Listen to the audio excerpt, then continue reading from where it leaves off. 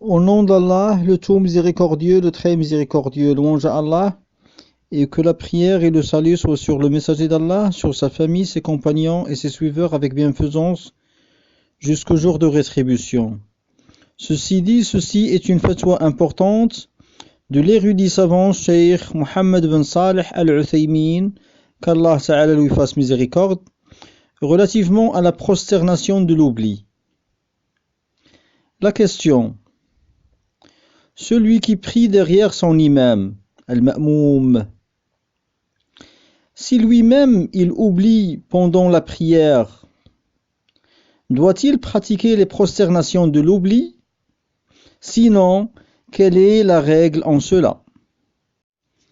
La réponse du cheikh, rahimahullah: celui qui prie derrière l'imam, donc al-ma'moum, celui qui prie derrière l'imam, s'il l'accompagnait dès le début de la prière, que rien ne lui avait échappé, c'est-à-dire aucune unité de prière n'avait échappé à al-ma'moum.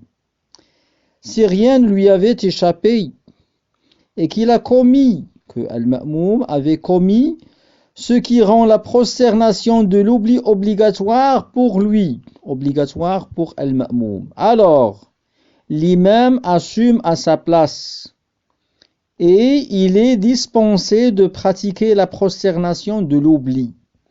Al-ma'moum est dispensé de pratiquer la prosternation de l'oubli.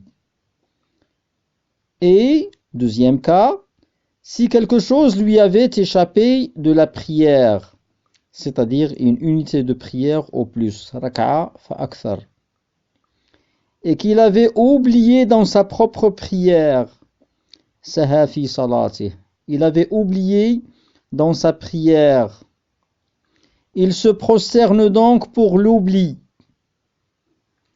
Quand il se relève et rattrape ce qu'il doit de sa prière, il se prosterne pour l'oubli, que ce soit avant le taslim ou après, conformément à ce qui est attesté dans la sunna. Fin de la réponse du cheikh rahimahullah, walhamdulillahi rabbil alamin.